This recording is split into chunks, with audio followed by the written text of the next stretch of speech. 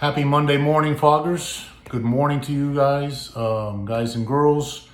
I hope you had a good weekend, restful, right? Peaceful, with your families and loved ones and significant others.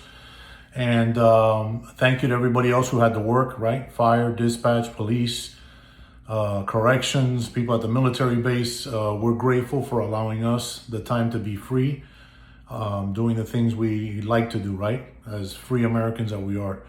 So I had my cardiac ablation done Friday. I'm grateful to be alive. I'm grateful to be here.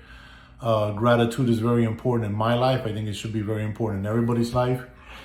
So what do I want to bring today, right? I got a lot of messages this weekend and people communicating and stuff and checking in constantly, and I'm super grateful, right? So communication, right? We've talked about this in the past. We're great at communicating on scenes. We tell people what to do. I can have a press conference with every channel in the world and talk for hours, right? So we've talked about we're comfort in chaos, and that's a phrase that I've loved for many, many years.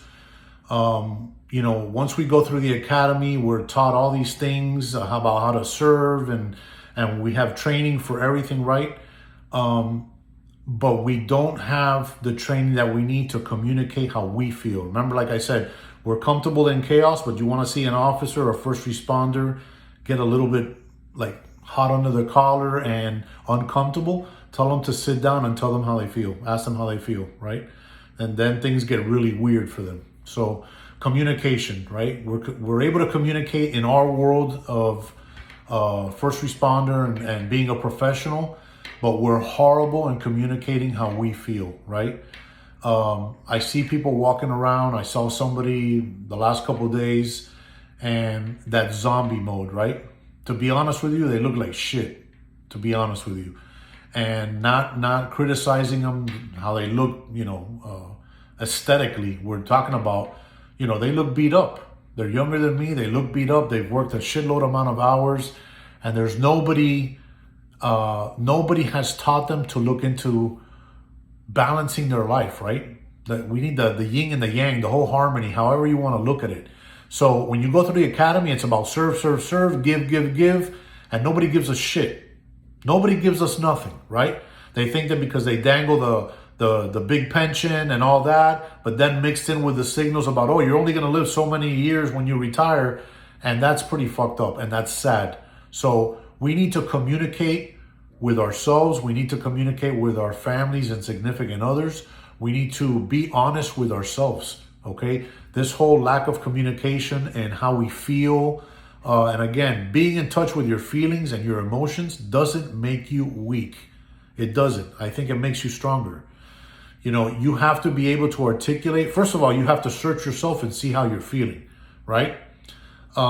And be honest with yourself. Like I said, I can sit here and lie to you all day, and you can reciprocate and lie to me all day also, right?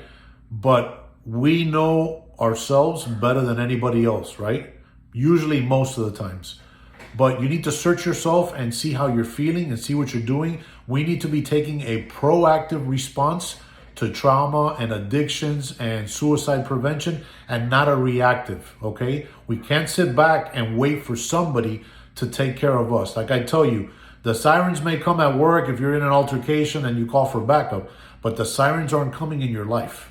I'm sorry. And especially if you're not communicating and talking. You need to talk. You need to express your feelings, how you're feeling. Hey man, I'm off today.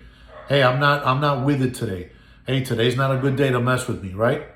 So we need to articulate how we feel. We need to learn how to communicate and do the right things, right? In order to be better. Proactive and not reactive. I'm constantly telling you guys, hydrate, meal prep, go to the gym, walk the park, do whatever it is you need to do. We have constantly learned on how to take care of others, and we're not taught on how to take care of us. And it seems a little asinine that as adults with such capabilities that we have in our profession, that we need somebody to tell us, right? But in life, we need people to remind us all the time about things, because we get caught up in the fog and in the noise, and it really sucks, okay? So you need to be proactive in what you're doing, taking care of your body, taking care of your mind, and not reacting. Later, when we're sick and we're going through addictions and all kinds of stuff, we need to be proactive in what we're doing and communicating with the people around us. Therapists, peers, whatever it may be, it's important. We need to communicate and be proactive. And that's the message for today. If God allows me to, I'll be here tomorrow. And I'm grateful for all the messages and well wishes. And God bless you and happy Monday. 3 a.m. fog.